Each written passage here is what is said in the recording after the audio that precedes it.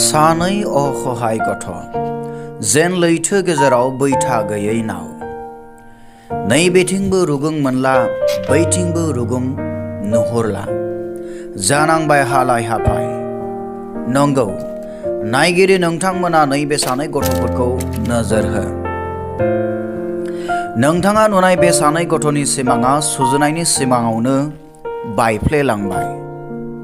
जाय समाव गथ'फोरा खेल धेमालिजों सम बारहोयो बे समावनो जेन गासैबो आनज्रायलांबाय। थालांबाय खालि बोल' दुखुनि दुथां बरादा। नंगौ नायगिरि नोंथांमोना नैबे स्क्रिनाव नुनाय सानै गथ'आ दिहिरा समष्टिनि सिङाव थानाय निकासि सान्तिपुर गामिनि। दुखुनांथाव खोथाया बेनोदि थांनाय 13 मे खालाराव अनसुलि बिमाया अराय समनि थाखाय बे सानै गथ'खौ नागारलांबाय।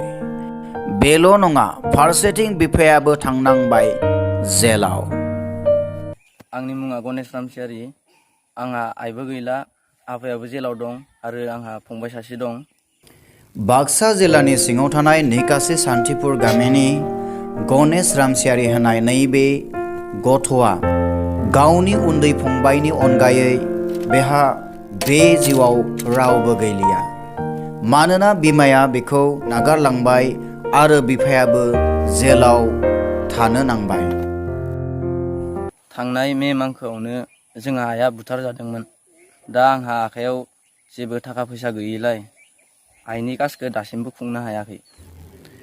दुखुनांथाव जिउआव बायग्रेब गंसे न'नि सोलायै जेबो थालाङासै गणेश रामसियारिनि जिउआव। थांनाय मे दानावनो आनज्रायलांनाय रुंसारि फिसिं रामसियारिनि सारादुखौ थाखा फैसानि आंखालनि थाखाय दासिमबो खुंनो हायाखै फिसाज्ला गणेश रामसियारिया। मे मांखोआवनो आइनि दाहाखौ हेगारनाल' दोननाय जादोंमोन। दा रायजोखौ जाहोनायनि थाखाय सारादुनि लाहार फाहार खालामगासिनो दं। नाथाय सारादु खुंनो थाखाय आंनि आखायाव थाइसेबो फैसा गैया। मानोना आंहा आइबो गैला, आफाबो गैला, न'खराव रावबो गैला। बिफाया जेलाव थाहैनायलाय दा अखहाय जानानै दङ गणेश रामसियारिया। गुबुन फारसेथिं गणेश रामसियारि गावनि असे फंबायखौबो फरायसालियाव फरायनो होनो हायाखै। मानोना गणेश रामसियारिनि बिफा लेबेन रामसियारिया दा जेलावसो दंहैसै, न'आव गैया। बेनिखायनो दिनैनि नैबे समाव गणेश रामसियारिया नायगिरि नोंथांमोननिफ्राय हेफाजाब नागिरदों। आरो आंहा इयुनाव जिउ खुंनायनि थाखाय जेबो राहा गैला। फंबाय सासे दङ, फंबायखौ फरायहोनायनि बिबाना आंनियावनो गोलैबाय। आं मेट्रिकल'सो पास जादोंमोन, नाथाय आइ आफा गैया नालाय बिनिखायनो आंनि फरायनाया आद्रा जाना थासिगोन। बिनिखायनो नायगिरि नोंथांमोना अननानै आंनो राङारि अनसुंथाइ हरोमोनब्ला जोबोद खहाय जागौमोन। बिमानि सारादुखौ खुंफुंनो थाखाय गणेश रामसियारिया रांखान्थियारि अनसुंथाइ नागिरदों। गावनि असे फंबायखौ फरायसालियाव फरायहोनो थाखाय राङारि अनसुंथाइ नागिरदों। बायला जिला गंसे न'खौ फाहामना होजानो लुबैदों दिहिरा समष्टिनि गासैबो राजखान्थिगिरि बिथांमोननिफ्राय।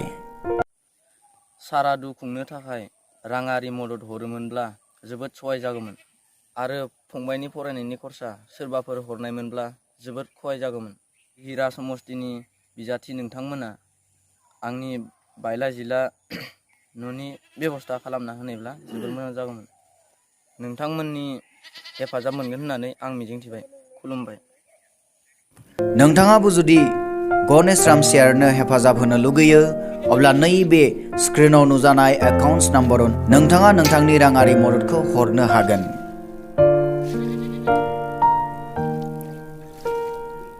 निउज डेस्क रिपर्ट, बड'लेण्ड खौरां।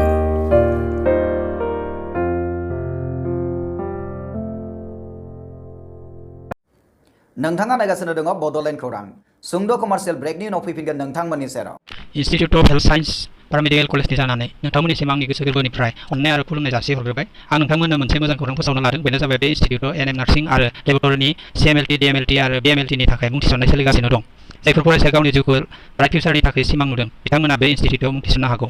मानोथो गोबाव खालामबावगौ? फैदो दिनैनो दानो 8822156773 आरो 9435781237 आव कल खालामदो एबा आबुं खौरांनि थाखाय बै फरायसालियाव नुजानाय www.iohs.in.net आव थाबैनो भिजिट खालामदो। एसेनोसै, गोजोन्थों।